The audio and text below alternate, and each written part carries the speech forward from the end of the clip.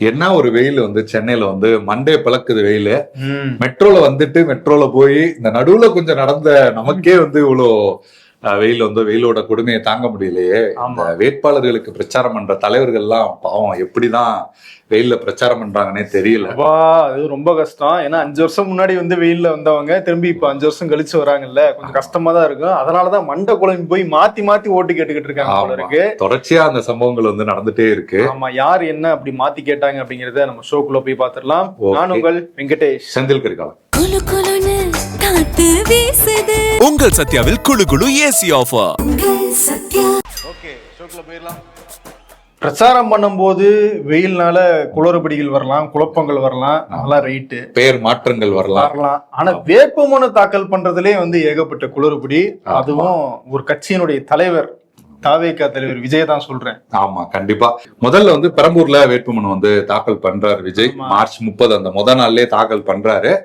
அந்த வேட்புமனுல வந்து அவருக்கு வயசு வந்து 52. அவர் மேல வந்து நீங்க பாத்தீங்கன்னா எந்த குற்ற வழக்குகளுமே கிடையாது அப்படின்னு தாக்கல் பண்ணிடுறாங்க. சரி, அடுத்ததா பாத்தீங்கன்னா திருச்சி கிழக்குல வந்து அடுத்து தாக்கல் பண்றாங்க. அங்க பாத்தீங்கன்னா அந்த குறிப்பிட்ட இடைப்பட்ட நாட்கள்ல அவருக்கு ஒரு வயசு குறைஞ்சு அங்க வந்து 51 வயசு அவருக்கு. 4 நாள்ல ஒரு வயசு குறையுது, குறைஞ்சிருச்சு. அங்க 51 வயசு. அது மட்டும் ஆனா பரவாயில்ல, அதுக்குள்ள 2 வழக்குகள் வேற அவர் மேல வந்து அதையுமே வந்து போட்டிருக்காங்க. ஆமா, அதுல என்னன்னா ஒரு வழக்கு ஓகே, அவங்க வந்து அதை மென்ஷன் பண்ண முடியாது. என்னன்னா பெரம்பூர்ல வேட்புமனு தாக்கல் பண்ணிட்டு அடுத்து பிரச்சாரத்துக்கு போகும்போது ஒரு வழக்கு போட்டிருக்காங்க. சோ அந்த இதை அதுல போட முடியாதுன்னு வச்சுங்களேன். ஆனா ஒரு வருஷத்துக்கு முன்னாடியே மதுரையில கூட்டம் நடந்த மாநாடு நடந்தப்ப ஒரு வழக்கு போட்டிருக்காங்க. அந்த பவுன்சர்ஸ் எல்லாம் வந்து கீழே தள்ளி தாக்குதல் நடத்தின மாதிரி ஒரு வழக்கு.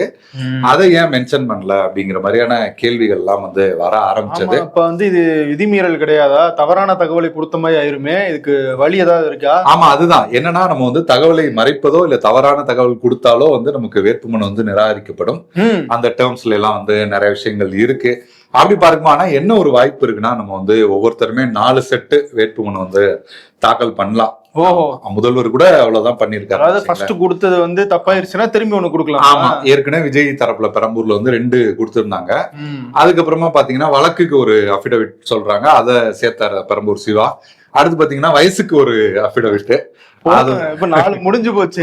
இதுக்கப்புறம் ஏதாவது இருந்துச்சுன்னா என்ன ஆகுறது? இதுக்கப்புறம் எதுவும் இருக்காதுன்னு நினைக்கிறேன். அப்படி வந்து ஏப்ரல் 6ஆம் தேதி இருக்கு. ஆனா நம்ம பொதுவா முன்னாள் தேர்தல் கமிஷனர் அவங்க கிட்ட எல்லாம் பேசும்போது அதெல்லாம் வாய்ப்பு வந்து கொடுப்பாங்க, சொல்லுவாங்க. ரிஜிஸ்டர்ட் பார்ட்டிஸ்னா அந்த மாதிரி கொடுப்பாங்கன்னு சொல்றாங்க. மூத்த பத்திரிகையாளர்கள் எல்லாம் தப்பா இருந்துச்சுன்னா ரிஜெக்ட் பண்ணா ரிஜெக்ட் ஆனதுதான் அப்படிங்கிற கருத்துக்களையுமே சொல்றாங்க. ஓஹோ, அப்ப வந்து என்ன நடக்கும்ன்றது நம்ம பொறுத்து தான் பார்க்கணும் போல இருக்கு. ஆமா, சரி, தலைவருக்கே இவ்வளவு குழப்பங்கள் இருக்கும்போது தொண்டர்களுக்கு இருக்காதா? ஆமா, இருந்துதானே ஆகணும். ஸ்ரீவைகுண்டம் தொகுதி தாவேகா வேட்பாளர் அவர் வந்து கேரளால லாட்டரி சீட்டு கம்பெனி எல்லாம் வச்சிருக்காரு. அவர் வேட்பாளரா போட்டிருக்காங்க. அவர் போய் வேட்புமனு தாக்கல் பண்ணா ஃபார்ம் கொடுத்திருக்காப்ல. ஃபார்மை பார்த்துட்டு அந்த தேர்தல் அதிகாரி அதிர்ச்சி ஆயிட்டாப்ல. என்னங்க ஃபில் பண்ணாமே கொடுத்துருக்கீங்க, பேரு பண்ணோம்னா நீங்க தப்பா பண்றேன்னு சொல்றீங்க, விட்டுட்டு பண்றேன்னு சொல்றீங்க. அதுக்கு இப்படியா? பேரு அட்ரஸ் எல்லாம் மட்டும்தான் இருக்கு, அதை தாண்டி வேற டீடைல்ஸே இல்ல. அதனால போய் திரும்ப ஃபார்ம் ஃபில் பண்ணிட்டு வாங்க அப்படின்னு இந்த எஸ்பிஐ குள்ள போனீங்கன்னா அதிகாரிகள் சொல்லுவாங்கல்ல, அந்த மாதிரி அவர் வந்து கீழே இறக்கிட்டு ஆமா, அதெல்லாம் ஃபில் பண்ணணுமா அப்படின்னா வந்து அவர் ரொம்ப ஷாக்காய் பார்த்து இதுக்கும் திமுக தான் காரணமா இல்ல இருந்திருக்கும். ஆர் ராசா பேசினதாக ஒரு ஆடியோ வெளியிட்டு எடப்பாடி பழனிசாமி தேர்தல் பரப்புரையில பேசிட்டு இருந்தாரு. அதன் தொடர்ச்சியாக கருணாநிதி தன்னுடைய வாழ்நாளினுடைய இறுதி காலகட்டத்துல ஸ்டாலின் அவரை வந்து ஒரு சிறையில வச்சிருந்த மாதிரி, வீட்டு சிறையில வச்சிருந்தாரு அப்படின்னு இப்போ வந்து பேசியிருக்காரு. வீட்டு சிறையில வச்சிருந்தது தொடர்பாக நாங்க ஆட்சிக்கு வந்தோம்னா விசாரிப்போம் அப்படின்னும் எடப்பாடி பழனிசாமி சொல்லியிருக்காரு. அதாவது ஜெயலலிதாவுடைய மரணம் பத்தி நாங்க விசாரிப்போம் அப்படின்னு ஸ்டாலின் வந்து போன தேர்தலில் வந்து சொன்னாரு. அதே மாதிரி நாங்க இதை பண்ணுவோம் அப்படின்னு பேசியிருக்காரு. இப்ப என்னன்னா இதுக்கு அரசியல் கட்சிகள் பல தரப்புல வந்து கண்டனம் வந்துட்டு இருக்கு. ஸ்டாலின் என்ன சொல்றாரு, என் தந்தையை பத்தி பேசுறதுக்கு உங்களுக்கு உரிமை கிடையாது, அவர் ஒரு சிங்கம், அதெல்லாம் வந்து பேசாதீங்க அப்படின்னு வந்து அவர் மிரட்டல் விட்டுருக்காரு. திமுக கூட்டணி கட்சிகளுமே வந்து அதை கண்டிச்சிருக்காங்க. ஆமா, ஏன்னா அந்த காலகட்டத்துல வந்து அதிமுகவோட பொதுச் செயலாளர் முதல்வர் ஜெயலலிதா அவங்க இருந்தப்போ வந்து அவங்களோட அந்த மருத்துவமனையில அவங்க அனுமதிக்கப்பட்டிருந்த காலத்துல முன்னுக்கு பின் முரணா நிறைய தகவல்கள் வந்து இட்லி சாப்பிட்டார் அதெல்லாம் சொன்னாங்க. நிறைய வெளிப்படைத்தன்மை இல்லாத சூழல் இருந்தது. முக்கியமான தலைவர்கள் வந்து சந்திக்கல, அப்படி இப்படி ஒரு முரண்பட்ட தகவல்கள் வந்து சொல்லிட்டு இருந்தாங்க. ஆனா நம்ம பார்த்த வரைக்குமே முன்னாள் முதல்வர் கலைஞர் கருணாநிதி அவர் இருக்கும்போது எல்லாருமே போய் பார்த்தாங்க. அவர் கூட வந்து போட்டோ எல்லாம் எடுத்து மோடியே போனாரு. ஆமா, போனாங்க. அப்படி எல்லாமே நடந்தது. சோ இது எந்த அளவுக்கு வந்து ஒர்க் அவுட் ஆகுது மக்கள் மத்தியில அப்படின்றது பெரிய எதுக்காக இதை ஆரம்பிச்சிருக்காரு அப்படிங்கறதெல்லாம் தெரியலன்னு அதிமுகக்குள்ளேயே பேசிட்டு இருக்காங்க. ஆமா. இன்னொரு பக்கம் ஆராசா பேசுனதாக ஒரு ஆடியோ வந்து மாரிதாஸ் அப்படிங்கிற யூடியூபர் வெளியிட்டாரு. அதை வெளியிட்டதுக்காக அவர் மேல வந்து வழக்கு போட்டிருக்கேன் அப்படின்னு ஆராசா சொல்றாரு. அது மட்டும் இல்ல, அந்த ஆடியோ வச்சு எடப்பாடி பழனிசாமி தொடர்ந்து இப்படி பேசிட்டு இருக்காரு. கருணாநிதி வந்து வீட்டு சிறையில இருந்தாங்க, முதல்வர் ஸ்டாலினை பத்தி அவதூறாக பேசுறது அப்படின்னு பண்ணிட்டு இருக்காரு. இது ரொம்ப அநாகரிகமானது அப்படின்னு ஆராசாவும் கண்டனம் தெரிவிச்சிருக்காரு. அதாவது சமீபத்துல வந்து ஒரு பதிவு போட்டிருந்தாங்க. ஏன்னா ஐபிஎல்ல ஏலம் எடுக்கிற வரைக்கும் வந்து வெயிட் பண்ணுவாங்க. ஆனா ஏதாவது ஒரு டீமுக்கு ஏலம் எடுத்துட்டாங்கன்னா அங்க போய் இறங்கி கிரவுண்ட்ல காட்டுன்னு காட்டுவாங்க. யாரு அப்படிதான் அரசியல் களத்துல வந்து பிரேமலதா எந்த கூட்டணி அந்த கூட்டணியா இந்த கூட்டணியா எல்லாம் வெயிட் பண்ணுவாங்க. ஆனா ஒரு கூட்டணியில சேர்ந்து சீட்டு வாங்கிட்டா எதிர்கட்சிகள் வந்து அடிச்சு துவம்சம் பண்றதுல வந்து அவங்களை அடிச்சுக்க ஆளே இல்ல. நம்ம அந்த கூட்டணியில இருந்தமே அப்படிலாம் பாக்குறது கிடையாது. எந்த ஒரு படத்துல வரும்ல, பஞ்சாயத்துன்னு வந்துட்டா மாமன் மச்சான் எந்த இதுக்கும் இது இல்ல அப்படிங்கிற மாதிரி இறங்கி வந்து அதிமுக வந்து அடிக்க ஆரம்பிச்சிருக்காங்க. அண்ணன் பழனிசாமி அப்படின்னு சொல்லிட்டு இருந்த அண்ணன் வந்து இப்போ வந்து முன்னாள் முதல்வர் எதிர்கட்சி தலைவரா இருக்கிற நீங்க வந்து இப்படி எல்லாம் பேசலாமா, அதெல்லாம் சரியா அப்படிங்கிற கேள்விகள் எல்லாம் வந்து எழுப்பியிருக்காங்க. அதோட ஒரு ஆதாரத்தை கூட காட்டியிருக்காங்க போல. ஆமா, முதல்ல எடப்பாடி பழனிசாமி என்ன சொன்னார்னா, தேமுதிக இன்னைக்கு ஐசியூல இருக்கு அப்படின்னு சொல்லவும், மே 4ஆம் தேதி தெரியும் எந்த கட்சி ஐசியூல இருக்கு அப்படின்னு சொல்லிட்டு கொந்தளிச்சு போன பிரேமலதா என்ன பண்ணாங்கன்னா, எடப்பாடி பழனிசாமி எவ்வளவு கண்ணியம் இல்லாத நபர் அப்படிங்கிறத உறுதிப்படுத்துறதுக்கு இவ்வளவு நாள் அமைதியா இருந்தேன், இப்ப நான் ஆதாரத்தை காட்டுறேன் அப்படின்னு. இதுக்கு முன்னாடி அதிமுக கூட்டணியில அவங்க இருந்தபோது எம்பி சீட்டு கொடுக்கறதாக, ராஜ்யசபா எம்பி சீட்டு கொடுக்கறதாக எடப்பாடி பழனிசாமி ஒரு வாக்குறுதி கொடுத்தாரு. ஆனா கடைசி நேரத்துல எங்களுக்கு கொடுக்காம ஏமாத்திட்டாரு அப்படின்னு வாய் வழியாக சொல்லிட்டு இருந்தாங்க இல்லையா. இப்ப வந்து எடப்பாடி பழனிசாமி கையெழுத்து போட்ட ஒப்பந்தம் அப்படின்னு ஒன்னு ஆதாரத்தை எடுத்து காட்டியிருக்காங்க பிரேமலதா விஜய். ஓகே, இப்ப கூட அவங்களுக்கு எம்பி சீட்டு கொடுக்கறேன்னு சொல்லிட்டு கொடுக்காத ஆதாரத்தை தான் காட்டுறாங்க. இப்ப கூட மக்களுக்காக அப்படின்ற மாதிரிலாம் எதுவும் கிடையாது. எம்பி சீட்டு கொடுத்திருந்தா ஒருவேளை அந்த கூட்டணியில இருந்திருப்பாங்க. ஆமா, இப்ப கூட பாத்தீங்களா அவ்வளவு கலையபுரம் போயிட்டு இருக்கும்போது கூட எம்பி சீட்டு மேலதான் நமக்கு வந்து ஓகே வாழ்த்துக்கள் தான் சொல்ல முடியும், வேற என்ன சொல்ல. நேற்று நம்ம ஐபிஎஸ் ஷோல பார்த்திருந்தோம், திருமாவளவன் போட்டியிடுறதாக இருந்த அந்த காட்டுமன்னார் கோயில் தொகுதியில போட்டியிடல அப்படின்னு அறிவிச்சிருந்தாரு. மாற்று வேட்பாளராக ஜோதிமணி இளைய பெருமாள் அப்படிங்கிறவர் வந்து அறிவிச்சிருந்தாரு. ஆனா இப்ப பார்த்தா அவர் நான் காங்கிரஸ்ல இருந்தேன் அப்படிங்கிறாரு. காங்கிரஸ்ல விருப்ப மனு எல்லாம் வந்து நான் கொடுத்திருந்தேன். அதாவது ஒரு விஷயம் என்னன்னா வந்து அவர் வந்து இளைய பெருமாள் அப்படிங்கிற ஒரு முதுபெரும் தலைவர், காங்கிரஸ் கமிட்டியில இருந்தவர், பட்டியல் சமூகத்தை சேர்ந்த ஒரு மிகப்பெரிய ஒரு தலைவர், அவரோட வாரிசு. ஆனா என்னன்னா அப்படி அவருக்கு மரியாதை செலுத்துறது சரிதான். ஆனா காங்கிரஸ் கட்சியில விருப்ப மனு கொடுக்கறவங்களுக்கு எல்லாம் சீட்டு கொடுக்குற அந்த மனசு வந்து அண்ணனுக்கு தான் வரும் அப்படிங்கிற மாதிரி வந்து கூப்பிட்டு வந்து அவருக்கு வந்து சீட்டு கொடு, அவரே வந்து எனக்கே அதிர்ச்சியா தான் இருந்தது அப்படின்ற மாதிரிதான் வந்து என்கிட்டயே கேட்கலையே அப்படிங்கிற மாதிரி ரியாக்ஷன் கொடுத்திருக்காருன்னு நினைக்கிறேன் அவரு. திரும்பவும் நேற்று சொல்லியிருந்தாரு, நாங்க 2001 கக்கன் உங்களோட வாரிசுக்கு வந்து கொடுத்திருந்தோம், இப்போ வந்து இளைய பெருமாள் உங்களோட வாரிசுக்கு வந்து கொடுக்குறோம் அப்படின்னு. ஓகே, ஒரு பக்கம் பார்த்தா அது மரியாதை செய்யறது அப்படின்ற மாதிரி இருக்கு, இன்னொரு பக்கம் கட்சிக்காரங்களே யாராவது ஒருத்தவங்களுக்கு கொடுத்துருக்கலாமே அப்படிங்கிற மாதிரியான கேள்விகள் சொல்றாரு. ஏன்னா கட்சியில நிறைய பேருக்கு வாய்ப்பு கொடுக்கணும், அவ்வளவு தூரம் கட்சிக்காக பாடுபட்டு இருக்காங்க, அவங்களுக்கு சீட்டு கொடுக்காம நம்ம வேற யாரு கொடுக்கறதுன்னு பேசுறாரு. பேசிட்டு காங்கிரஸ்ல இருக்கிறவருக்கு சீட்டு கொடுத்துருக்கான கேள்விகளுமே வந்து வருது. ஆமா, இன்னொரு பக்கம் ஒரு வழியாக மேலூர் தொகுதியினுடைய வேட்பாளரை அறிவிச்சிட்டாங்க. அநேகமா இந்த தேர்தல்ல கடைசியாக வேட்பாளர் அறிவிக்கப்பட்ட தொகுதி மேலூர் தான் நினைக்கிறேன். இந்த தேர்தல் மட்டுமல்ல, எந்த தேர்தலையும் காங்கிரஸுக்கு எத்தனை சீட்டு கொடுத்தாலும் ஏதாவது ஒரு இடத்துல வந்து வேட்பாளர் வெயிட் பண்ணுங்க, நாங்க ஒரு வேட்பாளர் மட்டும் பொறுமையா தான் சொல்லுவோம், ஒரு தொகுதி மட்டும் பொறுமையா தான் சொல்லுவோம் அப்படிங்கிற மாதிரிதான் இருப்பாங்க. சிவகங்கையில கார்த்திக் சிதம்பரம், போன முறை மயிலாடுதுறையில சுதா அப்படின்னு எப்போதுமே ஒரு தொகுதி மட்டும் வச்சிருவாங்க, சாமிக்கு வச்சிருவாங்கன்னு நினைக்கிறேன்.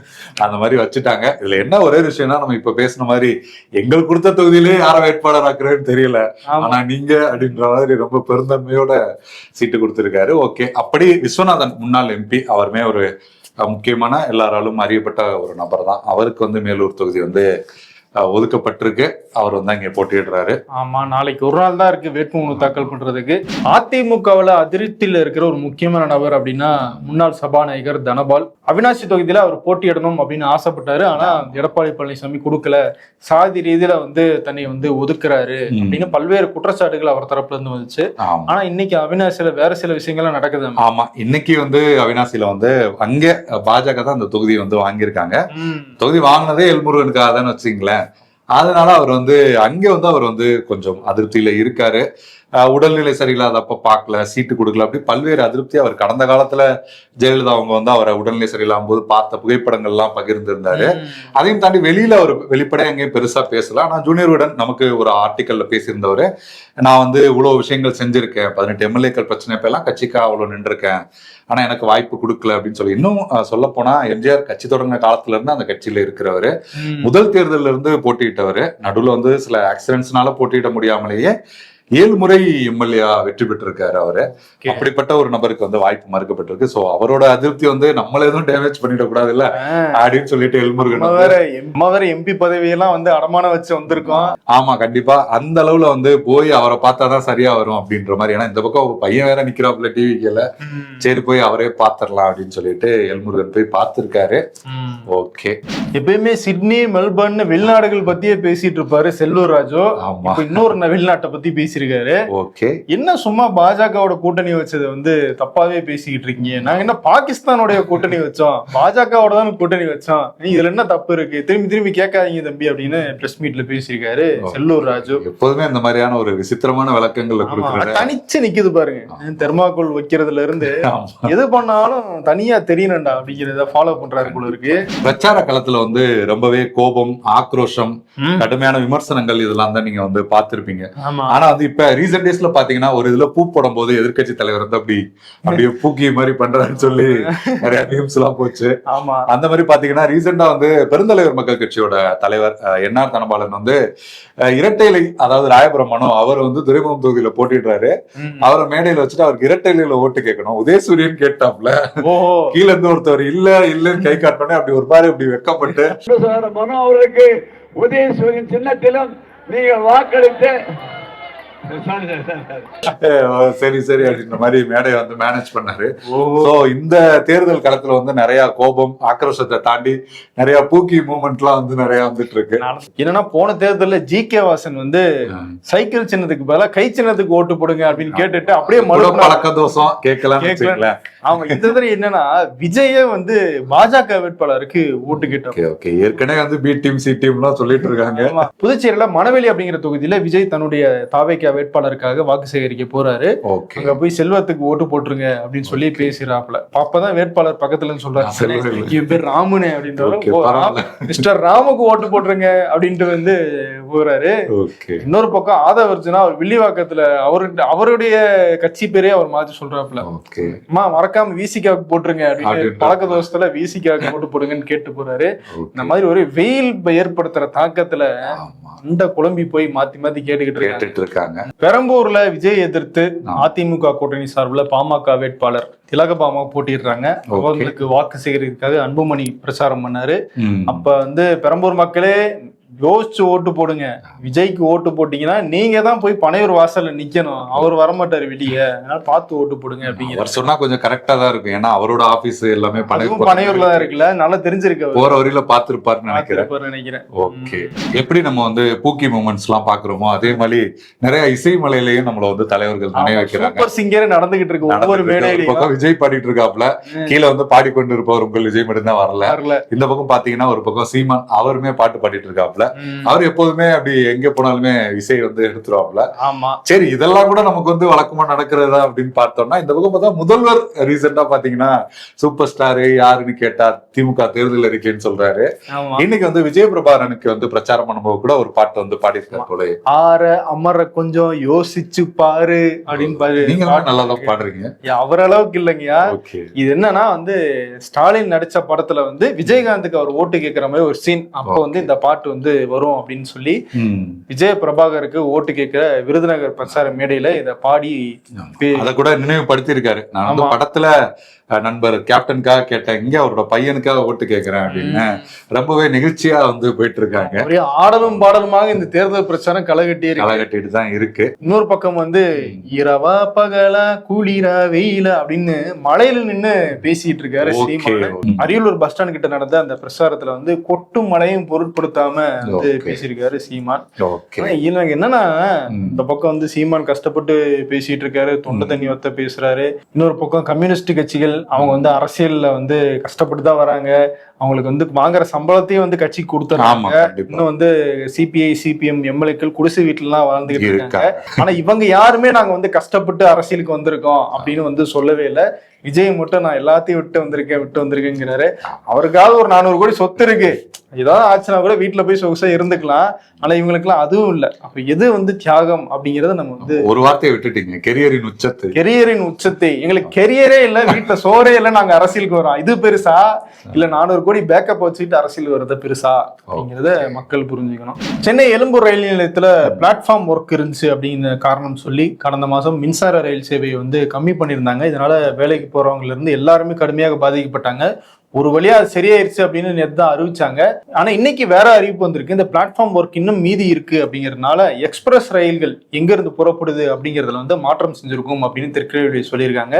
அதன் அடிப்படையில் பாத்தீங்கன்னா நெல்லையில இருந்து சென்னைக்கு வர எக்ஸ்பிரஸ் ரயில் ஏப்ரல் 6ஆம் தேதியில இருந்து 21ஆம் தேதி வரைக்கும் தாம்பரத்துல தான் நிற்கும் அப்படின்னு சொல்றாங்க. அதே மாதிரி ராமேஸ்வரம் டு சென்னை அந்த ட்ரெயினும் தாம்பரம் வரைக்கும் தான் இயக்கப்படும் அப்படின்னு சொல்றாங்க. இங்க இருந்து கிளம்புற செங்கோட்டை எழும்பூர் செங்கோட்டை ரயில் அதுவுமே வந்து தாம்பரத்துல இருந்து 7ஆம் தேதி முதல் கிளம்பும் அப்படின்னு சொல்லியிருக்காங்க.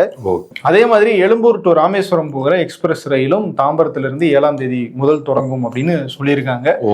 இதை வந்து மக்கள் பார்த்துக்கிட்டு அவங்களுக்கு ஏற்ற மாதிரி பயணத்தை வந்து அட்ஜஸ்ட் பண்ணிக்கங்க.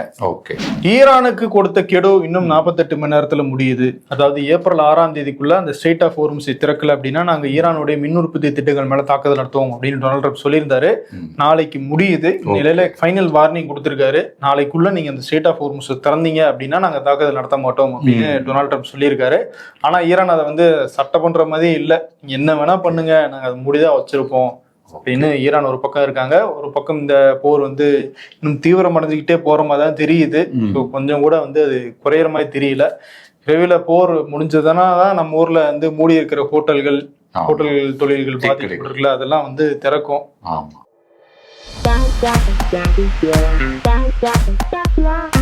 ஏப்ரல் 23ஆம் தேதி சினாரியோ விஜயதாரணி கேக்குறாங்களா யாருக்கு ஓட்டு போட்ட? வாக்காளர் வந்து உங்களுக்கு தான் மேடம் போட்டோம் அப்படின்னு சொல்றாங்க. விஜயதாரணி நம்ப மாட்டேன், எங்க அம்மா சத்தியமா கை சின்னத்துக்கு தான் ஓட்டு போட்டோம். கை சின்னத்துக்கு போட்டியா? அதுல இருந்து மாறி ரொம்ப நாள் எல்லாருக்குமே இந்த பிரச்சனை நடக்கும். தங்க தமிழ்ச்செல்வனுக்கும் நடந்திருக்கு. ஓகே, இந்த பயலுகளுக்கும் எனக்கும் எந்த சம்பந்தமும் இல்ல. பேட்டைக்காரன் ஆஃப் சிஎஸ்கே டோனியா?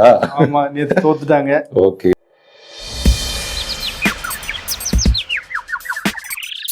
உன் நல்ல மனசுக்கு எல்லாம் நல்லதே நடக்கும்னு சொல்லும் போது நம்புற பத்தியா மைண்ட வந்து கேக்குறோம். கடைசியா வந்துட்டோம். இன்றைய நாளின் விருது யாருக்கு வந்து கொடுக்க போறோம்? கொடுக்கலாம். என்னென்ன கன்ஃபியூஸ் ஆகி முதல் தேர்தல் இல்லையா, அதனாலயே என்னன்னு தெரியல. பாஜக வேட்பாளருக்கு வந்து ஓட்டு கேட்கிறாரு. தேர்தல் வேட்பு மனு அதுல நிறைய குளறுபடிகள். அதனால வந்து நிறைய பிரச்சாரத்திலே வந்து VS பாபுக்கு பதிலா யாரோ ஒரு பிரபுக்கு ஓட்டு கேட்டாரு. இப்ப வந்து இந்த கன்ஃபியூஷன்ஸ்ல இருக்காருல்ல விஜய், அதனால அவருக்கு வந்து விருது கொடுத்துடலாம். அவருடைய படத்துல இருந்து வர காமெடியே சொல்லலாம்ல. கண்ணதாசா யேசுதாசா அவரே கன்ஃபியூஸ் ஆயிட்டாரு அப்படிங்கிற அந்த விருதை கொடுத்துட்டு கிளம்பிடலாம். நன்றி. உங்கள் சத்யாவில் குளு குளு ஏசி ஆஃபர்.